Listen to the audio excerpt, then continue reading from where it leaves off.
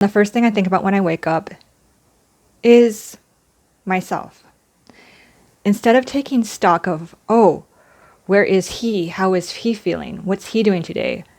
It's this very gentle taking stock of myself and saying, oh, how am I feeling? What do I need to do today? Where am I mentally, physically? What kind of mood do I want to be in? What can I do for myself so I can set up my day in the way that feels most fruitful and enjoyable and gets me through the day in the most graceful way that helps me. And at the same time, because we have complex human brains, I am also thinking about my boyfriend. I am aware that he exists. I do love him. He is in my peripheral mental vision, but he is not at the forefront, and that's the difference. He does matter. I do take his day into consideration, but it is very soft and fuzzy as like, oh yeah, that's happening in the background. But this is the most important distinction to make when understanding what it's like to move out of giving your identity away and having your own, is that the biggest shift is caring more about your own experience than somebody else's. And again, this doesn't look like saying, oh, I don't care what's going on with him. It's all about me.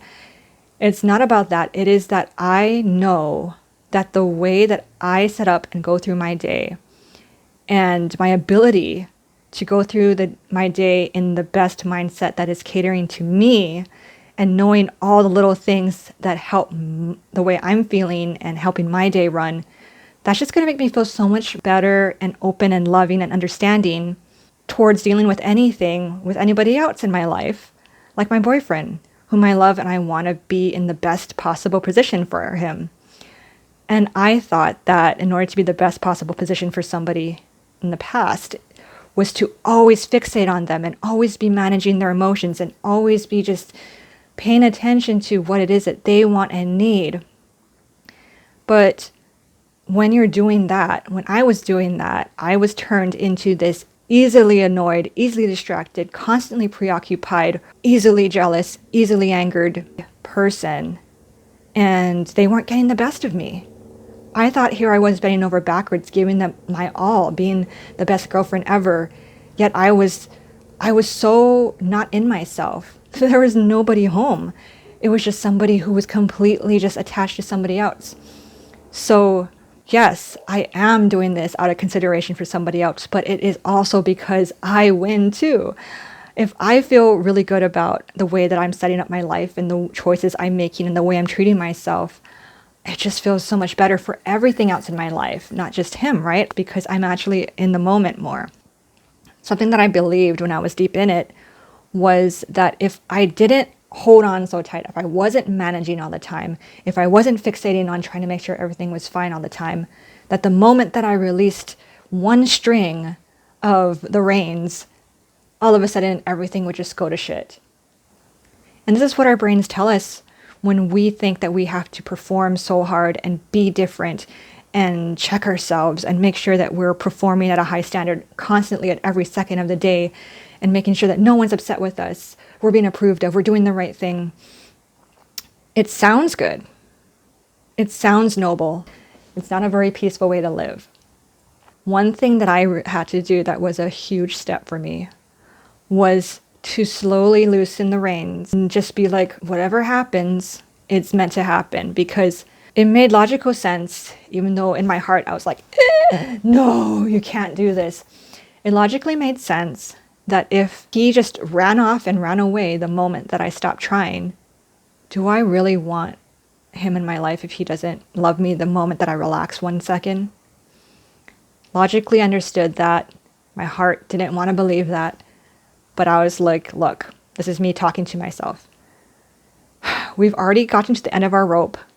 We feel crazy. This is no way to live. Let's just see what happens if we suspend our disbelief and let go of just a few strings, a few of the leashes that we have on this tight rein on trying to make sure everything was fine all the time. And you know what? My boyfriend and I are still together. And my previous relationship disintegrated because it was meant to. Sometimes we're holding on so tightly because we don't want to face the truth, but this is also making us miserable because we're prolonging hiding from the truth. We'd rather be uncomfortable and keep controlling instead of knowing. Now I realize, oh, people actually can do things for themselves. Like, I don't always have to be double checking and making sure everything's fine. If someone cannot manage themselves and be the same person when I'm not constantly on them, do I want to be in that relationship? And so what I recommend is, and this is totally not me being sponsored in any shape or form, I recommend this to so many people, the little book of letting go. It really is just a mental practice, every day reminding yourself of why you're doing this, of why you are doing things differently, of why you're facing this discomfort and doing things in a new way. It's because you know that there's something healthier on the other side. And believing that this is the better way to do it. We're so used to romanticizing our old way of being. We're like, oh, this is love. This is so passionate. This is so, And instead of doing that all the time, it's saying like, whoa, this actually isn't healthy because I'm unhappy. I'm stressed all the time. I'm anxious all the time. Don't feel like I can be by myself. And realizing this cannot be what it is. And start to romanticize the other idea of love and connection with yourself and in the relationship. And say, oh, what if this way that feels more peaceful, that feels more calm, that feels so much less clingy and a lot more allowing and open, and having these two separate responsible individuals come together willingly throughout the day, throughout their life, instead of just being stuck together and trying so hard to keep it. It's saying, oh wow, that sounds nice. This natural rhythm of partnership where you are each your individual person and then you want to be together for the sole sake of wanting to be together.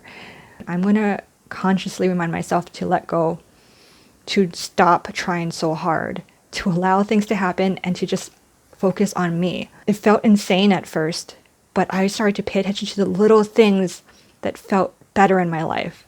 Like putting this marble contact paper over this formerly black computer shelf. It just feels so much better every time I look at it. And instead of fixating on what made someone else feel good, I would fixate on little things like that and saying, oh, I felt good when I did that. I was able to create this slightly more uplifted experience for myself. This is good. I was celebrating, uplifting, and fixating on these little experiences that I could create for me. And the more I did one little thing after another, and it felt naughty and indulgent at first, but I kept giving myself permission. I kept saying, this is good. This is about finding yourself again. This is about giving yourself back to you.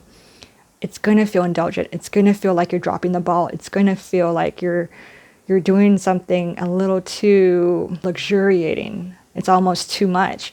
But that's the way it's supposed to feel. That's how you know you're going in this new direction, because it's no longer that, oh, what do they need kind of feeling. You're like, yeah, it's time for me.